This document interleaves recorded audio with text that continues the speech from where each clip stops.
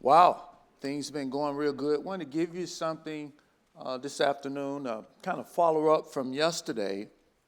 Um, you know, go ahead and find, if you would, 1 Samuel 14. And you get a longer Baptist nap this afternoon, I guess, or get in there earlier, I guess. That's what I call it, a good old Baptist nap. It doesn't hurt. Some of us need it, you know. And some of you, you can just, like that little bunny rabbit, they used to have, but others of us need a little break here and there. 1 Samuel here, what's going on in 1 Samuel, I guess, chapter 14, we'll jump into that. I'll say a few things before we get there and maybe give a little backdrop going into it. But we spoke about capacity. I want to touch on capacity again because without the capacity, you just don't get very far. And most people, they don't know their capacity. And like a little child growing up, they don't know. They think they can handle more than what they can, right? And some of them, they can do more than they think they could do. And we have to kind of bring them along and bring them about and teach them, some of the basic fundamentals of life. And we have to watch them and see what needs more development. And it's the same thing with believers, new believers, and some of us that's been around for a while. Now, we talked about a few of them. Somebody preached about the talents, the 1, the 2, and the 5. Well, those are some capacities. Those are some abilities that God knew they had. God gave the person the 1. He knew the person had the capacity, you understand, the ability to reach whatever the potential was with that 1. Even the person that went buried in a napkin and just didn't do anything. And so we all have a capacity. It's just sometimes recognizing what it is. And the 2 went out and got 2. The 5 got 5.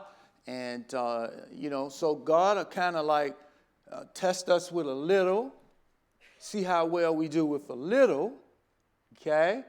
And he knows what we'll do with a larger amount. But we need to see what we can do with a little. We have to be surprised and amazed that we was able to do something with the little. That's grace. And then God said, okay, well, let me give them some more. He was faithful with the little. Let me give them some more that I know they can be faithful with because of me. I'm faithful to make them consistent with what they have. And I know what they can handle. He's not going to give us more than we can bear. Okay? And so proving, the testing, everything just been going together really good. So on this, let me just say this. I want to get back to that armor bearer thought. Because I remember telling myself for years, for 40 years doing this thing, I remember saying, man, bless God, I'll burn out before I rust out. And, and that's good, all that good young zeal and everything, but why burn out if I don't have to? Okay? And let me tell you, I hit a spot. Where I went straight down, nervous breakdown. And I hit it. My cup was empty. What do you mean? You didn't have no sermons? No, I had sermons or messages. There's a difference between a sermon and a message. I thank you for putting that out there. But God continued to give me that because he wanted the people to be fed. But brother, my cup was really empty. And so we don't have to burn out. And having an armor bearer, having someone alongside of you, working together like 2 is better than 1. Okay? And just having that there allows you to go farther. and to go with an excellent spirit. That's important too, to have an excellent spirit. And so here I want to say this. An armor bearer causes you to be more. Now, I know you want to do more. Watch it. Hold on to the do. But it causes you, first of all, to be more. And when we can be more, become fishermen of men, when we can be more, then God can take us and do more with that human being, not that human doing. And so we need that so we can be more stable, we can be more consistent, we can be more of an excellent spirit. We find ourselves more available. Remember, Moses wasn't available. They were standing in the long lines to get to him. And Jethro said, look, you're going to wear out, and they're going to wear out in the line trying to get to you. And so with some armor bearers, you're more available, especially for the difficult things. Somebody in that line has something very difficult, and they need some immediate attention, and they can't get it. You follow? Because they're in that line. And so this helps a lot, especially when you're multiplying. Okay, multiplying. And listen, this multiplication is not, it just happens naturally when you get the mindset of making leaders, not followers. Leaders. I want to put that back out there again. Because when you make leaders, you multiply. You can say reproducing yourself or you can, however you want to put it.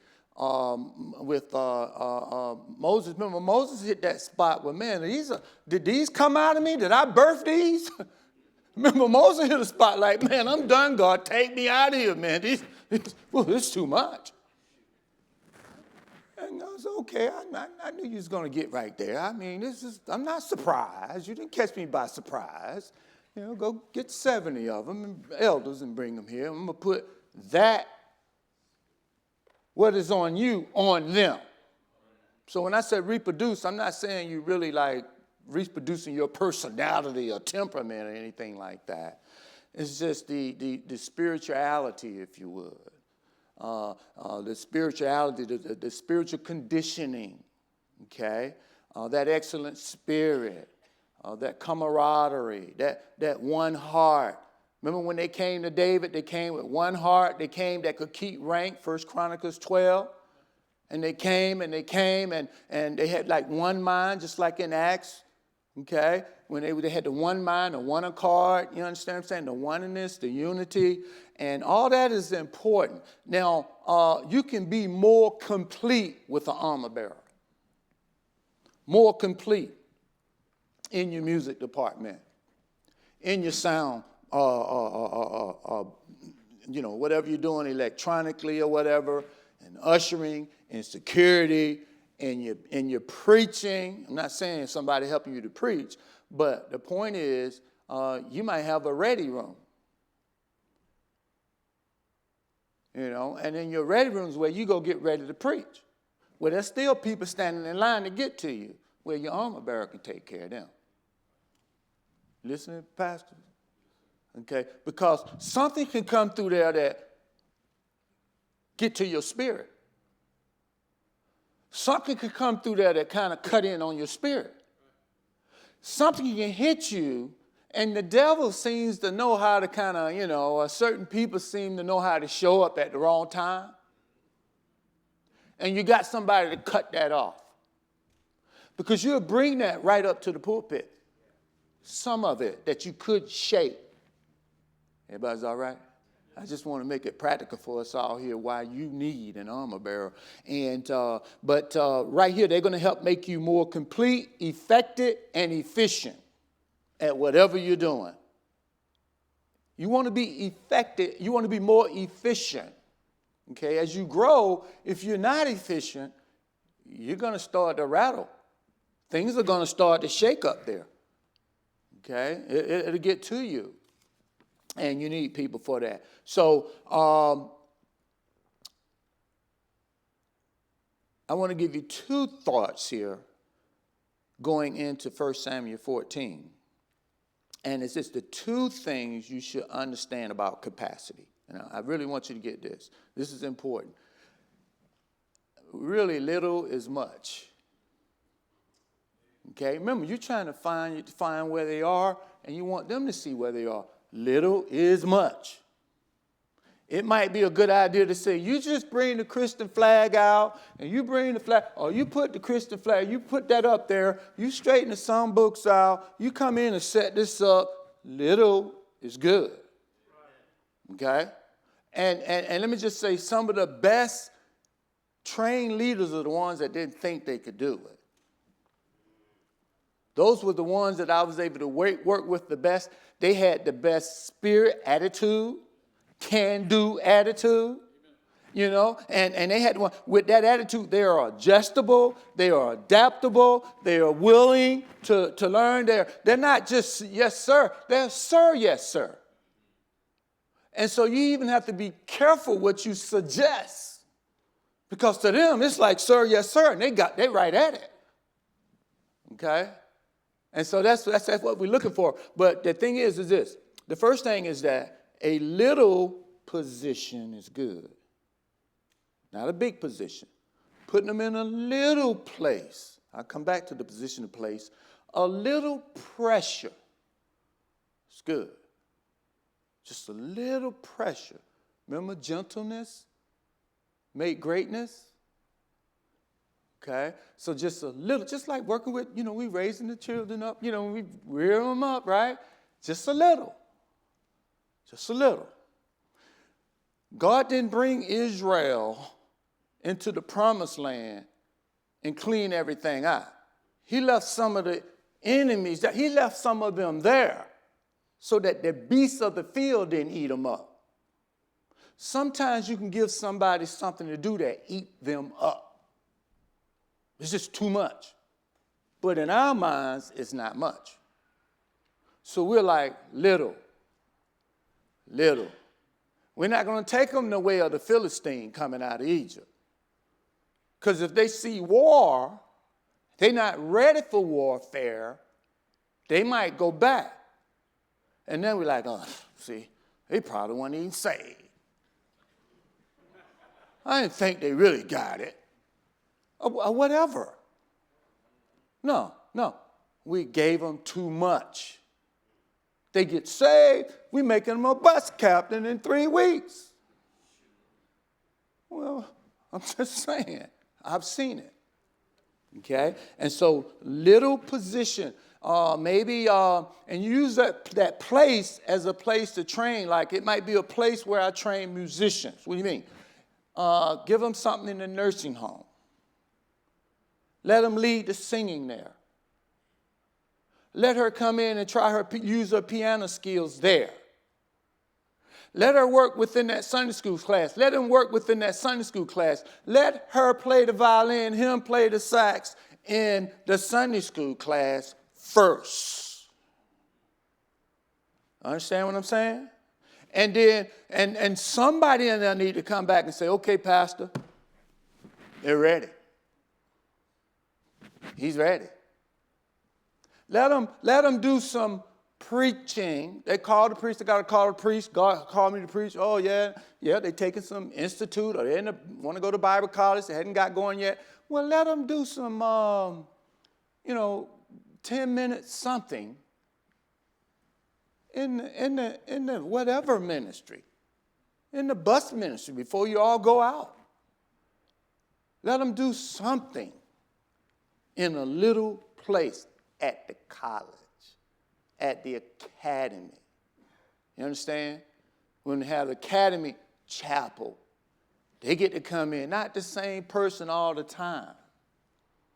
And then when they're ready, boom. Everybody understand that?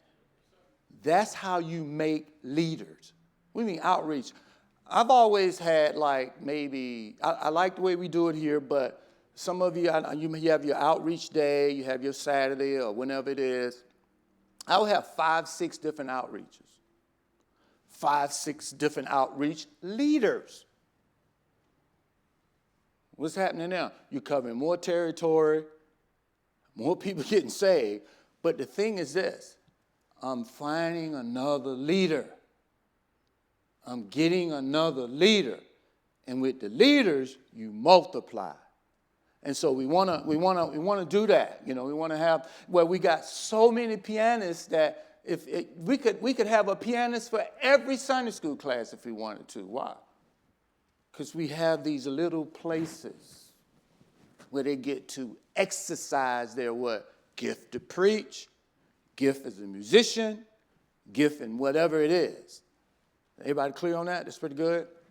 And now, so we have to lead them to those places. And we have to be willing to move people around from place to place and then not get stagnated. And so what happens here is that it takes time. It takes time. They couldn't go the way of the Philistine yet. I know that was the quickest way, but it takes time. Okay? God took a year. He said in a year he was going to increase them when they went over into the promised land. Anybody know the Bible? Okay. It takes time. And during that time, they're doing something, but if they fall, and we got to let people fall. I mean, trip up, fail, but it can't be any teachers in here. Anybody teach school, Christian school, whatever teachers teach it. We all teachers teach the children, teach us, but pop quiz. So it's not like they're failing. It's like you want to know where they are. And let me give an exam. Because you know what? I think I'm ready. I went in to do some exams. Yeah, bring it on. I'm ready for this one. Come on. Let's see what they got. First 3, 4 questions. Whoa. And so the exam. Look, you haven't failed. We don't want people to think they're failing. So let them fail, but don't let it be a failure. Let them know this is just an exam. And they need that. They need to know that. So we're going to watch them to see the change in disposition, because you can get your people skills in those little settings. And we want them to have the people skills before they come out here and be the greeter and the usher. You follow what I'm saying? We want them to learn some things, so you learn those things. So we watch them until the disposition change. I know we want the position before the disposition, but it is the disposition that usually get a person a position on the man that works with me. Everybody caught that? Because of Daniel's excellent spirit, he thought to put him over everything. So you got the right disposition, you get the position. And when I was a chef, I usually wouldn't hire anybody without a degree, a 2-year degree, because I was a French chef. And in the French cuisine, you had to be at least a sous chef to get in that kitchen. And some would come in the interview, and they did not have the degree. But you know what they had? Man, just an outstanding attitude. Man, I can work with this gal. I can work with this guy. And they was willing to learn. You understand? And I wanted that disposition to be on everybody. I wanted them to inspire everybody. And so that's important, the disposition, the spirit. How's your spirit today, by the way? It's important. So we watch for that. We watch for the diligence. We watch for the desire, not just duty. Sir, yes, sir, but the desire. I want to see some desire. I want to see diligence. Because the slothful, you know about the slug and the sloffer. And so you got to see these things, and you see them in those places. You see them in those positions, those small little places, positions. With a little pressure, you'll see the attitude.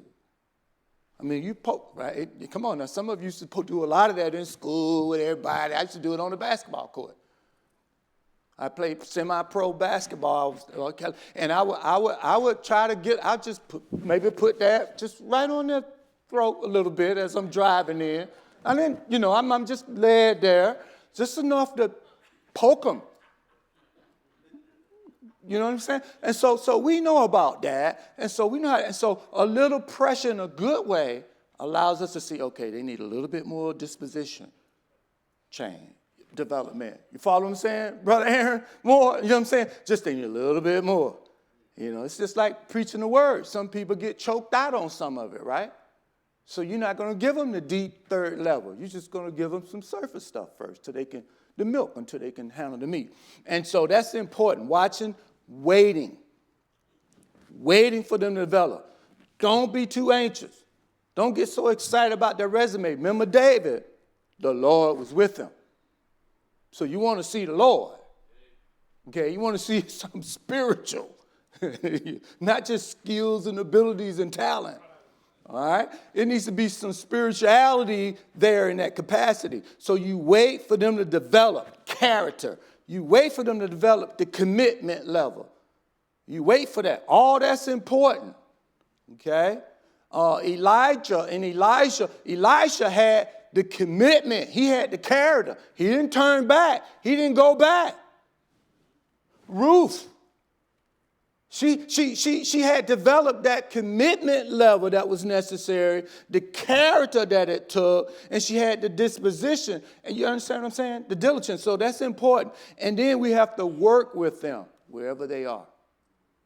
We just got to work with them right there. And that's important. I'm not going to give you much, just a little something right here, and then I'll finish up on some stuff tomorrow. But that's important to work with them in different areas of ministries and work with them until. See, I was at this one, and I've been an associate or assistant for many pastors.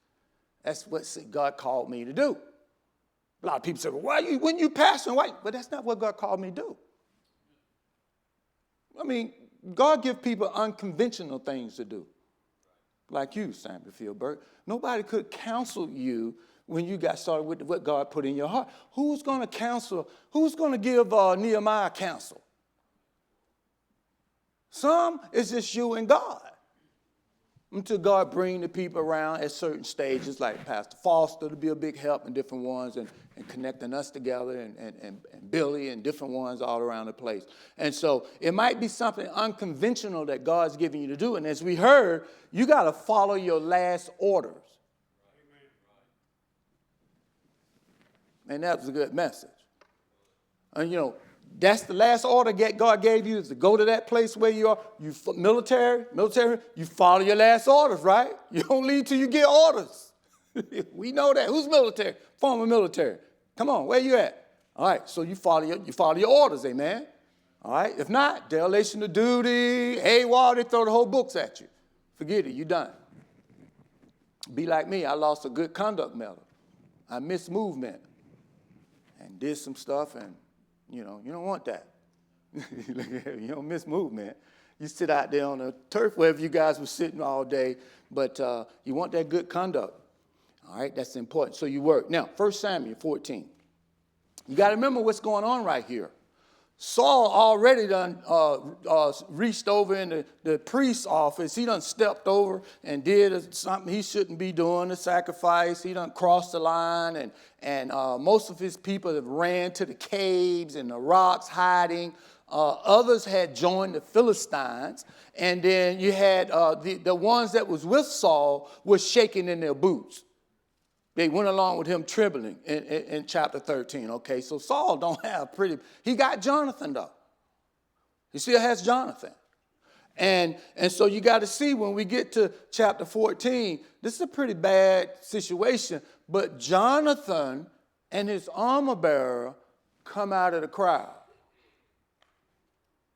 They come away from the crowd. They come away from the ones that's trembling in their boots. They're not, you understand, they separated themselves. So in this, I want to show you that, but look at verse 6. And we're 3/4 of the way done. Hang in there. And Jonathan said to his young man that bared his what? Armor. His word, come. Come and let us go over unto the garrison of these uncircumcised. It may be that the Lord will work for us.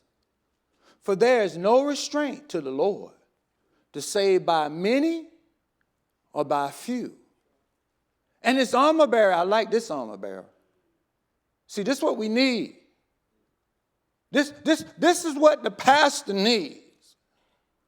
This is what the ministry leader needs. This is what this is what we need. Watch him. And with me, and it says, and his armor bearer said unto him, do some, do all that is in thine heart. Turn thee. Turn, go ahead, turn that way. Behold.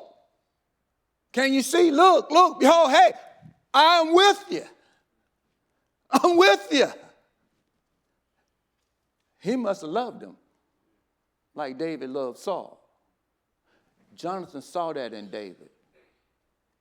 After the Goliath, Jonathan saw it. Jonathan saw it and went to him and stripped himself. Jonathan was a general. Jonathan, he gave him his general sword, gave him his general stuff. Jonathan honored him because Jonathan saw what he's seen in himself, and maybe even more, because Jonathan didn't go out at Goliath. But Jonathan knew something. God is with him. Because God was with me right here. See, sometimes we don't identify the armor bearer because we haven't been walking with God. We may have been leading ourselves and not spirit-led. So we want to make sure, remember Samuel now, when he was doing the choosing, when God said, okay, that is he, rise up, anoint him, this is he. When Saul was coming up chasing his dad's donkeys, God said, okay, Samuel, this is him. See, when we're walking with God, then God will say, that's him. Yeah, but he's only 17.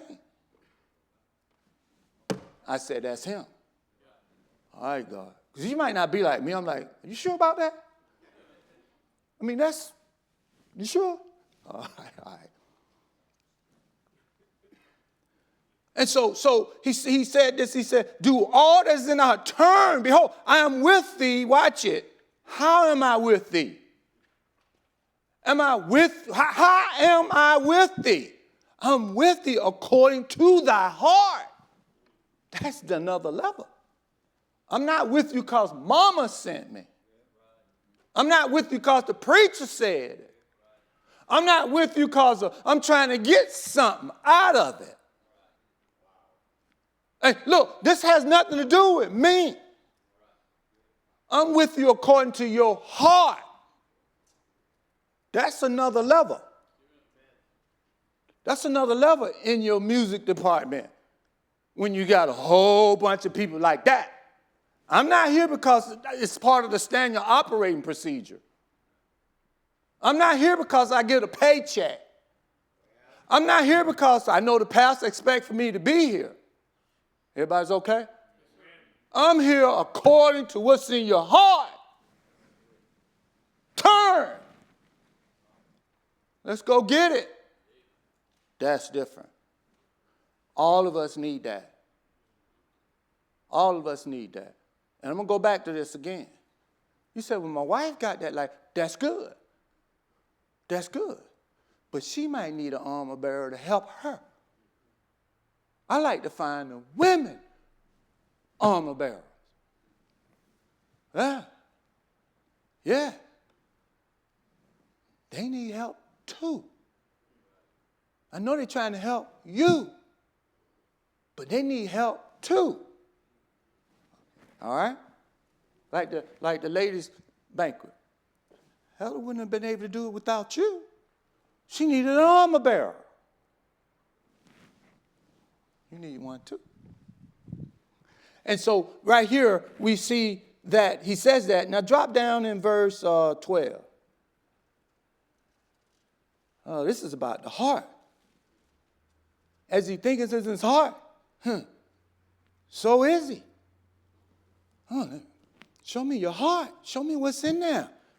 And sometimes we need God to give us that discernment what's going on in the heart. See, we don't know, but God knows. We walking close enough with God, God can give us a discernment and show us. Look at 12, verse 12. Drop down to B in the middle of verse 12. And Jonathan said unto his armor bearer, this is after they showed themselves. And they're like, oh, come up here, we'll show you a thing or two. You know, and so John said, if they do that, we going at them. That's a sign. The Jews required a sign. We don't require signs, so don't be looking for no sign or nothing like that. You're not Jew. All right. But the thing is, though, look what happened. And Jonathan said unto his armor bearer, come up how? How did he say come up? You can't lead from behind. You can't lead the outreach back home in front of the television. You just can't lead from behind. When I went to Israel, I spent a lot of times with the shepherd. I wanted to make sure, I wanted to see the sheepdog, the shepherd, how they operate, smell, everything. And they led from the front. They just take 2 steps, sheep took 2 steps. They took 1 step, sheep took 1 step. I said, man, that's pretty amazing. Now watch them dogs run off. We need a couple of them shepherd dogs, man. We need a couple of them to run some wolves off, too, when they come through the parking lot. Just run them on off. And I used to set people out there for that, too, to run them wolves off. But right here, because I don't want to get into my children. I don't want to get them to the girls. I know what they're looking for. They need to be ready. They don't even get through the doors. But anyway, that's another thing, another place. Come up after me. Why? For the Lord has delivered them into the hands of Israel. Not us. You notice that? Not into my hand. This is not the leader saying into my hand. Ain't it something? And he says this, and Jonathan climbed upon his hand, upon his feet, and his armor bearer after him. And they fell before Jonathan. And watch it. And his armor bearer slew after him. Now look up here. Only Jonathan had a sword and Saul. If you go back and read the story, the Philistines didn't let them have swords. They have what we used to call, I'm from Georgia, I know Georgia, we had a hoe. Man, you had sweat. We didn't have no electric power, none of gasoline. What's that thing you we digging a hole, putting that thing in there. Anybody ever see one of those? I didn't see nothing like that in California. When I was in San Diego, they zoom. I'm just saying, we had to work. And so when they went, only Jonathan had a sword. His armor bearer didn't have a sword, if you read the story. But what Jonathan would do would come, watch it, Jonathan, whack. Go over to that one, whack. Go over to that one, whack. And here's the armor bearer behind him with his hoe. Bang, bang, bang. Yeah. Boom, boom, boom. Yeah. And they just going about it. Look. Jonathan had to look back. When Jonathan put him over to run the nursery, he don't have to go back and check up on him. Jonathan, look, you don't have to go up in the sound, make sure everything together. You understand? I don't have to think twice about news because I know Brother Montgomery got it. Sharon got it. You know, I know Trish got it. I know they got it. You know, when you got that, I call it, when I would go around and train staffs, I say, you need to make sure your pastor have that warm and fuzzy feeling. They be like, warm and fuzzy? I say, yeah, about everything. Jonathan, look, if Jonathan looking back, he might get whacked. And too many pastors are getting whacked because they're looking back, where you at? So when you see the pastor come and say, well, I need everybody. How many times you heard pastor, I need everybody in their place doing what they're supposed to do and everything. You know why they have to say that? Because some people not where they're supposed to be with their hope. What do you call that? Which one is the hoe? I don't remember. I just remember working. What do they call that thing? That's that. man. That was 19. I was born in 58. So I don't remember that stuff. That was in the 60s they was working us like that. So I don't remember what was, I'm not up there, but, I don't remember. But I remember working. You want to eat? I'm like, hey, look, Johnny up down there, they got a nice pair of breeches. They call them slacks in California. I said, I want some breeches like that. Well, you got to work some. Word? Yeah, all right. Tell me what I got to do. I'm used to working for it. You know what I mean? Yeah. And say my pro, look, I had to work for those positions. You got to work on boxing out. You got to work on dribbling with your head up, not dribbling watching the ball. You got to work on that. You got to work, man. You got to spend a whole day dribbling with the left hand and tomorrow dribbling with the right hand. Are you listening? Then you can spend the next day running backwards down the court, run backwards till you feel out the court. And you know it from, you blind, you know where you at. When you stop, you know exactly where you are. That's another level.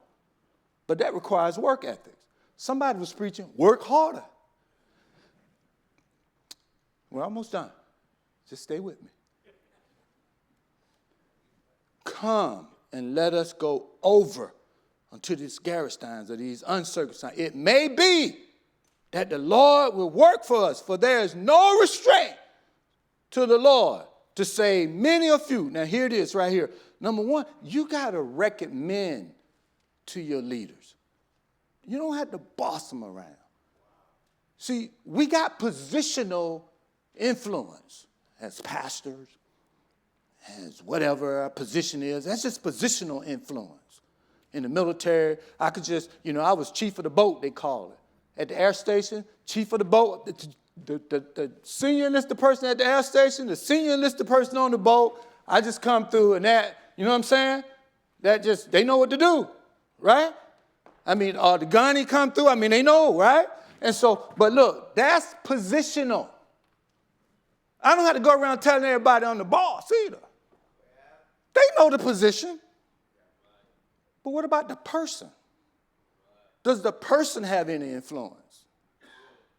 Dad? What kind of influence you have? Husband? I know it's not about that, but it is. Well, I'm the boss. Well, I'm in charge. That's how I used to be for a long time in there. Till God called me out to the ministry. And I hit the ministry, man, that thing don't work around here like that. And Pastor Fisher just said, Bro Chaney, be transparent. I'm like, transparent? What's that? Never heard of no transparency. I started studying. He said, I be preaching or something. Be transparent. Man, what's transparent? I didn't know anything about that. And one day I was preaching, and I said something about how I wasn't doing right with my wife about something. Then I heard somebody, it was a men, it was like a tent meeting. It was all men. It's like, and I heard somebody way back there, now you're being transparent. I stopped right on my point, like, oh, and it hit me. It hit me. That fish is doing that way out there. It hit me. I'm like, wow, okay. So that's what it is. Because it was hard. I tried it. And it was hard. You mean hard to be real? You trying to tell me it's hard to be genuine? Well, you've been ordained, you're pastoring over there in Elizabeth City, North Carolina. What you telling me now it's too hard for you to be real, pastor? Yeah. Yeah. I had to learn. I don't want to reproduce that. Okay? And so we have to recommend, because recommending does this. It removes them from any one person or one position and be able to do it with liberty. And you can't see that, but it's like a suggestion. Because remember now, when you're in the military, and with the pastor for me, they had to be careful what they suggest around me. Like Abishai, if it seemed like David suggested for me to go get him, if it seemed like David said, well, go whisper in his ear, I'm cutting his ear off. So you got to be careful how you talk. with them. And so recommend, he said, well, I shouldn't have to recommend. You don't have to. But remember Rehoboam, if you talk kind to them, if you be gentle with them, they'll serve you how long? Forever. Forever. So let's try it out. That's gentleness there. Let me tell you what that is. Meekness. It's not weakness. I thought it was weakness, but it's meekness. It's meekness. Moses throwing himself in between God and the people. You watch Moses every time he threw. Meekness is that lubricant that takes the friction out. Threw himself in there like a lubricant to take the friction out. So if I got to recommend just to keep the friction down, why wouldn't I want to do that? So Moses did. That's what Jesus does. Come unto me. But that's the first thing. Here's the second thing. Look at verse 6. He recommended, first of all, that they come out alone. His armor bearer, man, I'm with you. Then he recommended they go up. I'm with you. All this in your heart. Let's go. Let's do it. And he says this in verse 6. He said, and Jonathan said to this young man that bared his armor, come and let us go over into the garrison of these uncircumcised. Now, I want you to see the word us. Come, let us go. And that's I want to talk, we got to have a relationship. I'm talking about relating with your leaders as one. Not as, I'm number one, you're number two. I'm just talking to the pastor a little bit. Okay? It's just one. They recognize you the boss. Okay? I mean, I'm just saying, they see the brass. But can we be one? Can it be one accord? Can it be unanimous? Can it be a oneness? Can it be real unity? They were one. And they worked like one. One just popping them, all of them coming behind.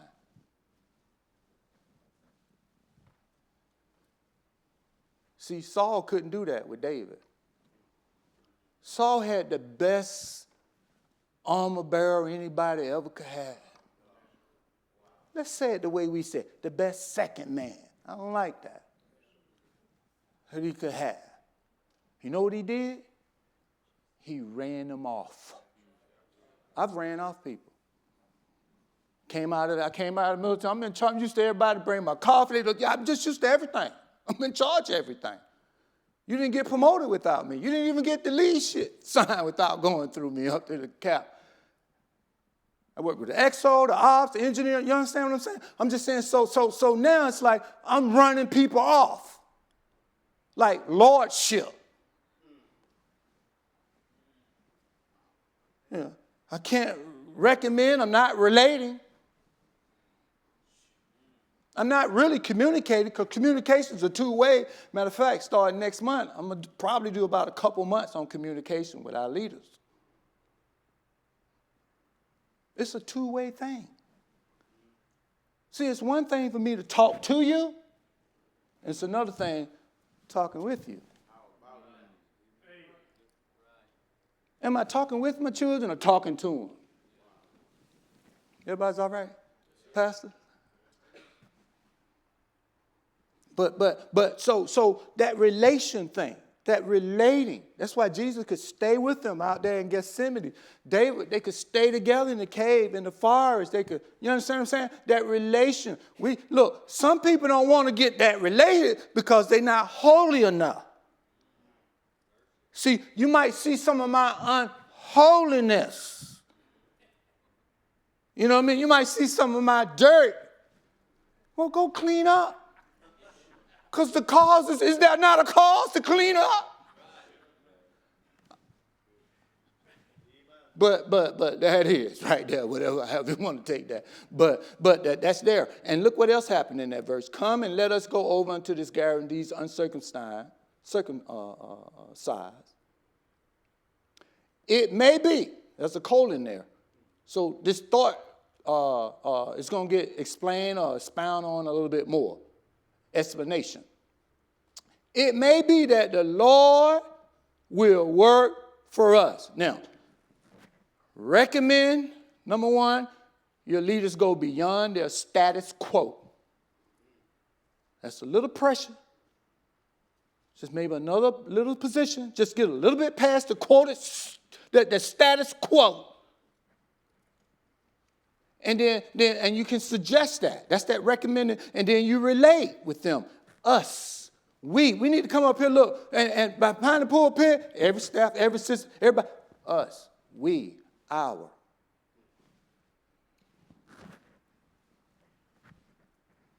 Us. We. Our. Not me, myself, and I. There's a difference. This is different. And so then this third thing here is this. Rely completely on God. Completely on God. Not some method I got from the soul winning clinic.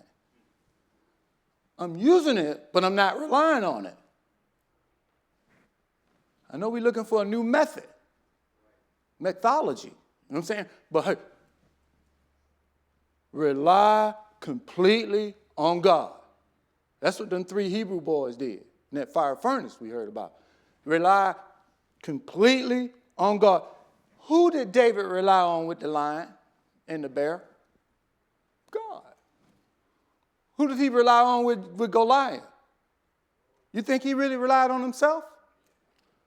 You think he really relied on the sling? You think he was relying on that stone? He relied on God.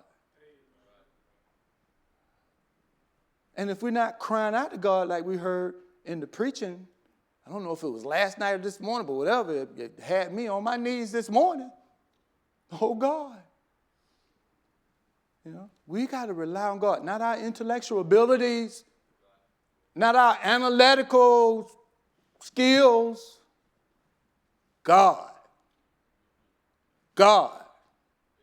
Rely on God. And matter of fact, when I'm relying on God, guess what? I relate with you better.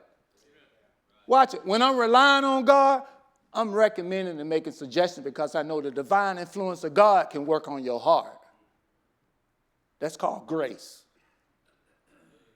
Because it's by the grace of God I even get to do whatever I'm doing or be whatever I'm becoming.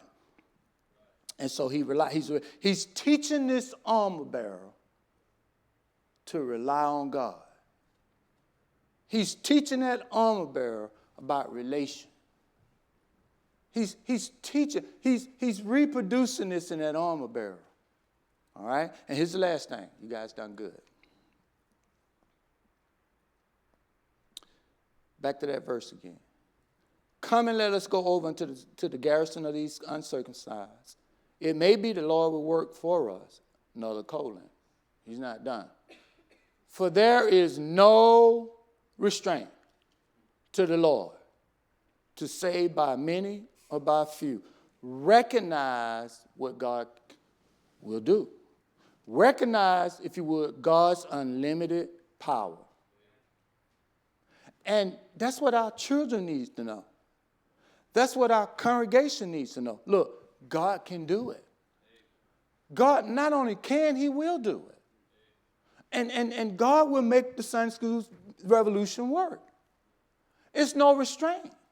Whether it's 2 classes, 10 new classes, 20 new classes, 100 new classes, whatever that talent is God gave you. God will, what the 3 Hebrew, God will deliver us. God will. He's not just a can-do God. He's a will-do God. And we have to grow beyond that. Well, God can to God will. And here, Jonathan was taking this young man into a full capacity, working together. And then when you hit that, then you're able to reach your potential. Barnabas guided Saul into the apostles, into Antioch, into where it was Barnabas and Saul, Barnabas and Paul. And Barnabas didn't have a problem with it becoming Paul and Barnabas. Saul had a problem with David before Saul. You with me? And so it's about God. If they become better than me, so be it. That's what I really should want. That's the disposition. That's the attitude. That's the disposition of the mind right there. That's the mindset.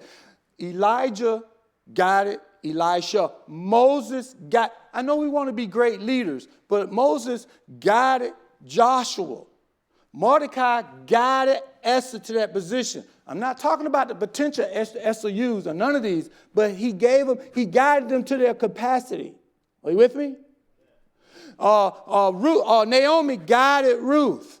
Jesus guided the 12, guided Peter to where, you follow what I'm saying?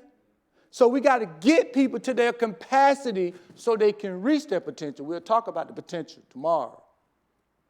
But we got to be willing to guide. Not necessarily lead to, but sometimes it's just a little guiding. Okay? I don't want to be great leaders, but let's get our guide down first.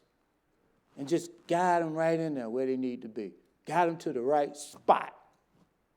Everybody's all right?